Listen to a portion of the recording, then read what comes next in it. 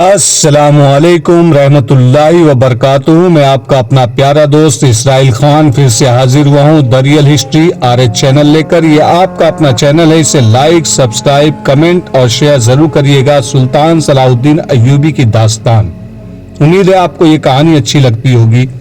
آج کے کردار میں سلطان صلاح الدین ایوبی، علی بن سفیان، بہاؤالدین شداد، عیسیٰ القاری، فقیہ الناصر، خلیفہ العضد، رجب، عرارہ اور 5 حبسی۔ قصر خلافت میں یہی شور و غوغا بفا تھا کہ عرارہ کو صلاح الدین ایوبی نے اغوا کرایا ہے۔ رجب واپس آ گیا تھا، محل کے کونے کونے کی تلاشی لی جا چکی تھی۔ محافظ دستہ کمانداروں کے عتاب کا نشانہ بنا ہوا تھا۔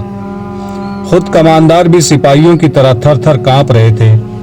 ایک لڑکی کا اغوا معمولی واردات نہیں تھی، اور لڑکی بھی ایسی جسے خلیفہ حرم کا ہیرا سمجھتا تھا۔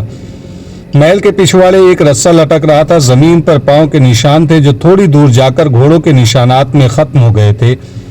ان سے یہ ثبوت مل گیا تھا کہ لڑکی کو رسے سے اتارا گیا ہے۔ اس شک کا اظہار بھی کیا گیا کہ لڑکی اپنی مرضی سے کسی کے ساتھ گئی ہے۔ خلیفہ نے اس شک کو مسترد کر دیا تھا، اور وہ کہتا تھا کہ عرارہ اس پر جان چھڑکتی تھی۔ رجب نے العضد سے کہا، یہ صلاح الدین ایوبی کا کام ہے۔ قصر خلافت میں ہر کسی کی زبان پر یہی الفاظ ہے کہ اس کے سوا اور کوئی بھی ایسی جرات نہیں کر سکتا۔ ہر کسی کے کانوں میں یہ الفاظ رجب نے ہی ڈالے تھے۔ اسے جو ہی عرارہ کی گمشدگی کی اطلاع ملی تھی، اس نے سارے محل میں گھوم پھر کر ہر کسی سے لڑکی کے متعلق پوچھا، اور ہر کسی سے کہا تھا یہ سلطان ایوبی کا کام ہے۔ قصر صدارت کے اعلیٰ حاکم سے ادنا ملازم تک انہی الفاظ کو دہرائے چلے جا رہے تھے، اور رجب یہ الفاظ خلیفہ العضد کے کانوں میں پڑے تو اس نے ذرہ بھر سوچنے کی ضرورت نہ سمجھی کہ الزام بے بنیاد ہو سکتا ہے۔ اس کے کانوں میں یہ تو پہلے ہی ڈالا جا چکا تھا کہ سلطان ایوبی عورتوں کا شیدائی ہے۔ عرارہ نے اسے یہ بتایا تھا کہ صلاح الدین ایوبی حرم کی 4 لڑکیوں کو خراب کر چکا ہے۔ خلیفہ نے اسی وقت اپنے خصوصی قاصد کو بلایا اور اسے کہا کہ امیر مصر کے پاس جاؤ اور اسے کہو کہ پردے میں لڑکی واپس کر دو، میں کوئی کارروائی نہیں کروں گا۔ جس وقت خلیفہ قاصد کو یہ پیغام دے رہا تھا، اس وقت قاہرہ سے 10-12 میل دور 3 شتر سوار قاہرہ کی طرف خرامہ خرامہ آ رہے تھے۔ وہ مصر کی فوج کے گشتی سنتری تھے۔ مصر کے سیاسی حالات چونکہ اچھے نہیں تھے، جاسوسوں اور تخریب کاروں کی سرگرمیاں رکنے کی بجائے بڑھتی جا رہی تھی۔ سلطان ایوبی کو اچھی طرح معلوم تھا کہ ملک میں غداری اور بغاوت کی چنگاریاں بھی سلگ رہی ہے۔ اس سوڈانی فوج کی طرف سے جسے اس نے برطرف کر دیا تھا، خطرہ پوری طرح ٹلا نہیں تھا۔ اس فوج کے کماندار، عہدیدار اور سپاہی تجربے کار عسکری تھے، کسی بھی وقت ملک کے لیے خطرہ بن سکتے تھے۔ سب سے بڑا خطرہ تو یہ تھا کہ سلطان ایوبی کے مخالفین نے صلیبیوں سے دوستانہ کر رکھا تھا۔ ان کے جاسوسوں کو وہ پناہ، اڈا اور مدد مہیا کرتے تھے۔ ان خطرات کے پیش نظر دارالحکومت سے بہت دور دور اور ہر طرف فوج کے چند ایک دستے رکھے گئے تھے۔ ان کے گشتی سنتری دن رات صحراؤں اور ٹیلوں ٹیکریوں کے علاقوں میں گھوڑوں اور اونٹوں پر گشت کرتے رہتے تھے، تاکہ آنے والے خطرے کی اطلاع قبل از وقت دی جا سکے۔ وہ 3 شتر سوار انہی دستوں کے گشتی سنتری تھے جو اپنی ذمہ داری کے علاقے میں گشت کر کے واپس آ رہے تھے۔ آگے مٹی اور پتھروں کی پہاڑیاں اور چٹانیں تھیں۔ ٹیلے اور ریتیلے جگہ کی بہت بڑا علاقہ تھا۔ وہ ایک وادی میں سے گزر رہے تھے۔ انہیں کسی عورت کی آواز سنائی دی، مردانہ آوازیں بھی سنائی دی۔ ان سے صاف پتہ چلتا تھا کہ لڑکی پر زبردستی کی جا رہی ہے۔ ایک شتر سوار اترا اور اس چٹان پر چڑھ گیا جس کے دوسرے طرف سے آوازیں آ رہی تھی۔ اس نے چھپ کر دیکھا، ادھر 4 گھوڑے کھڑے تھے اور 4 آدمی بھی تھے۔ چاروں سوڈانی حبسی تھے۔ ایک بڑی ہی خوبصورت لڑکی تھی جو دوڑی جا رہی تھی۔ ایک حبسی نے اسے پکڑ لیا اور اسے بازوؤں میں دبوچ کر اٹھا لیا، اور اسے اپنے ساتھیوں کے درمیان کھڑا کر کے اس کے سامنے گھٹنوں کے بل ہو گیا۔ اس نے اپنے سینے پر ہاتھ باندھ کر کہا، تم مقدس لڑکی ہو، اپنے آپ کو تکلیف میں ڈال کر ہمیں گنہگار نہ کرو۔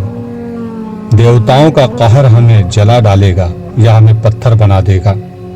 لڑکی نے چلا کر کہا، میں مسلمان ہوں، تمہارے دیوتاؤں پر لعنت بھیجتی ہوں، مجھے چھوڑ دو۔ ورنہ میں تم سب کو خلیفہ کے کتوں سے بوٹی بوٹی کرا دوں گی۔ ایک حبشی نے اسے کہا، تم اب خلیفہ کی ملکیت نہیں، اب تم اس دیوتا کی ملکیت ہو جس کے ہاتھ میں آسمان کی بجلیوں کا قہر، ناگوں کا زہر اور شیروں کی طاقت ہے۔ اس نے تمہیں پسند کر لیا ہے، اب جو کوئی تمہیں اس سے چھیننے کی کوشش کرے گا اسے صحرا کی ریت جلا کر راکھ کر دے گی۔ ایک حبشی نے دوسرے سے کہا، میں نے تمہیں کہا تھا کہ یہاں نہ رکو مگر تم آرام کرنا چاہتے تھے۔ اسے بندھا ہوا چلتے چلتے اور شام سے پہلے پہلے منزل پر پہنچ جاتے۔ کیا ہمارے گھوڑے تھک نہیں گئے تھے؟ حبشی نے جواب دیا، ہم ساری رات کے جاگے ہوئے نہیں تھے۔ اسے پھر باندھ لو اور چلو۔ اس نے لڑکی کو دبوچ لیا۔ اچانک اس کی پیٹھ میں ایک تیر اتر گیا۔ اس کی گرفت لڑکی سے ڈھیلی ہو گئی۔ لڑکی اسے دھکا دے کر بھاگنے لگی تو دوسرے آدمی نے اسے پکڑ کر گھسیٹا اور گھوڑوں کی اوٹ میں ہو گیا۔ ایک اور تیر آیا جو ایک آدمی کی گردن میں لگا۔ وہ آدمی بری طرح تڑپنے لگا۔ جس آدمی نے لڑکی کو پکڑا تھا وہ گھوڑے کی باگ پکڑ کر لڑکی اور گھوڑے کو نشیبی جگہ لے گیا جو بالکل قریب تھی۔ ایک حبشی اور بھی رہ گیا تھا، وہ بھی دوڑ کر نصیب میں اتر گیا۔ یہ تیر اس شتر سوار سنتری نے چلائے تھے جو چٹان پر چڑھ گیا تھا۔ اس نے بعد میں جو بیان دیا اس میں کہا تھا کہ وہ دیوتاؤں کے نام سے ڈر گیا تھا، لیکن لڑکی نے جب یہ کہا کہ میں مسلمان ہوں اور میں دیوتاؤں پر لعنت بھیجتی ہوں تو سنتری کا ایمان بیدار ہو گیا۔ لڑکی نے جب خلیفہ کا نام لیا تو سنتری سمجھ گیا کہ یہ حرم کی لڑکی ہے۔ اس کا لباس، اس کی شکل و صورت اور اس کی ڈیل ڈول بتا رہی تھی کہ یہ معمولی درجے کی لڑکی نہیں، اسے اغوا کیا جا رہا ہے اور اسے سوڈان میں لے جا کر فروخت کیا جائے گا۔ سنتری کو یہ معلوم تھا کہ تھوڑے دنوں بعد سوڈانی حبشیوں کا ایک میلہ لگنے والا ہے جس میں لڑکیوں کو خرید و فروخت ہوتی ہے۔ فوج کو سلطان ایوبی نے یہ حکم دے رکھا تھا کہ عورت کی عزت کی حفاظت کی جائے گی۔ ایک عورت کی عزت کو بچانے کے لیے 1 درجن آدمیوں کا قتل بھی اجازت تھی۔ سنتری نے یہ ساری باتیں سامنے رکھ کر فیصلہ کر لیا کہ اس لڑکی کو بچانا ہے۔ اس نے 2 تیر چلائے اور 2 حبشی مار ڈالے۔ اس نے غلطی یہ کی کہ باقی 2 حبشیوں کو پکڑنے کے لیے نیچے اتر آیا، اپنے اونٹ پر سوار ہوا، اپنے ساتھیوں کو بتایا کہ بردہ فروشوں کا تعاقب کرنا ہے۔ وہ تینوں اونٹوں کو دوڑاتے دوسری طرف گئے مگر انہیں چٹان کا چکر کاٹ کر جانا پڑا۔ اس نے یہ بھی نہ سوچا کہ اونٹ گھوڑے کا تعاقب کر سکتا ہے یا نہیں۔ ان تینوں میں سے تیر کمان صرف اس سنتری کے پاس تھا، باقی 2 کے پاس برچھیاں اور تلواریں تھیں۔ وہ جب اس جگہ نیچے جہاں لڑکی اور حبشیوں کو دیکھا گیا تھا تو وہاں 2 لاشوں کے سوا کچھ بھی نہ تھا۔ سوڈانی حبشی لڑکی کو بھی لے گئے تھے اور اپنے مرے ہوئے ساتھیوں کے گھوڑوں کو بھی۔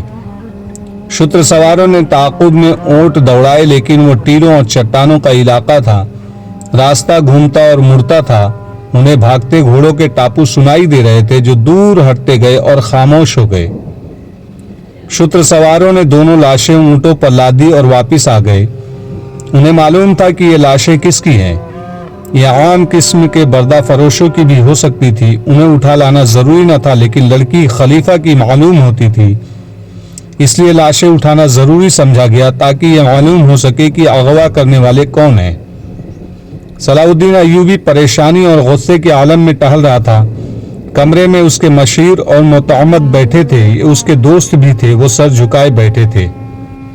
سلطان ایوبی اپنے آپ کو ہمیشہ قابو میں رکھتا تھا، وہ کبھی جذباتی نہیں ہوا تھا، غصہ پی جایا کرتا تھا اور ذہن کو پوری طرح قابو میں رکھ کر سوچ اور فیصلہ کیا کرتا تھا۔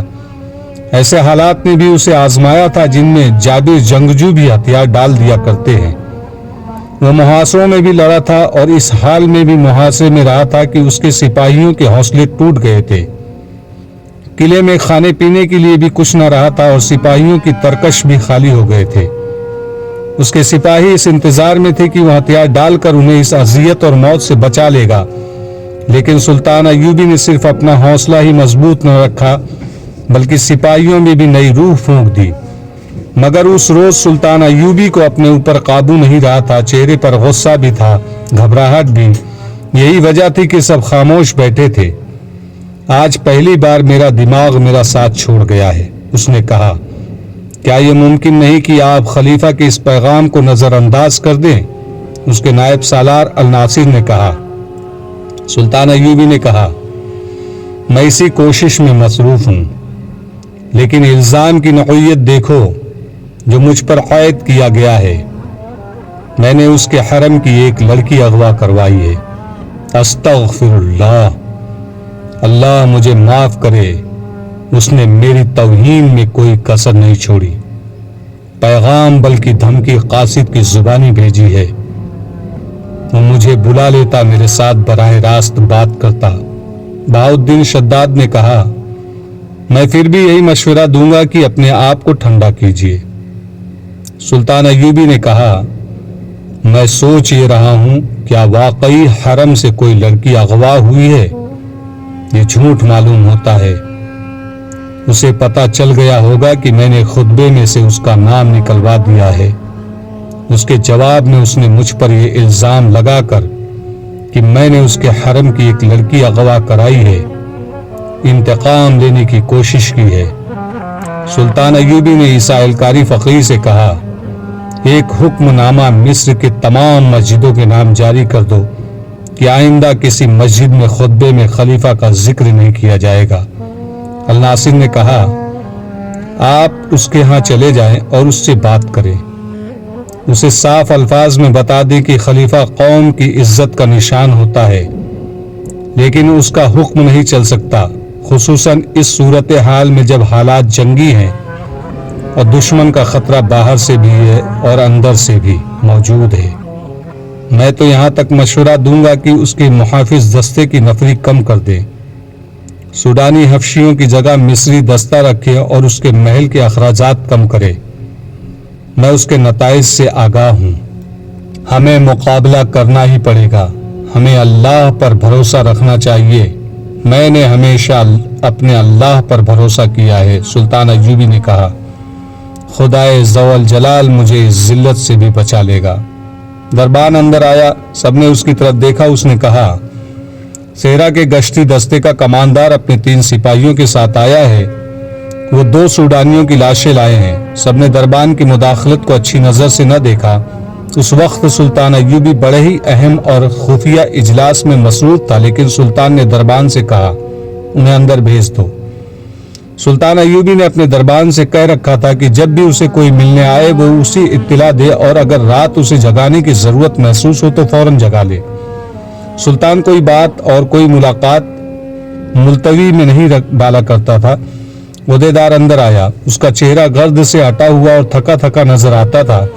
سلطان ایوبی نے اسے بٹھایا اور دربان سے کہا کہ اس کے لیے پینے کے لیے کچھ لے آؤ۔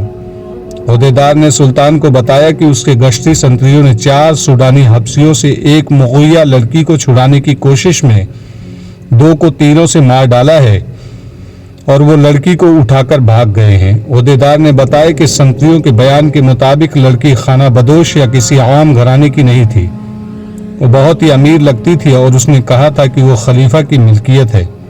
سلطان ایوبی نے کہا، خدائے جوال جلال نے میری مدد کے لیے ان کو فرشتے بنا کر بھیجا ہے۔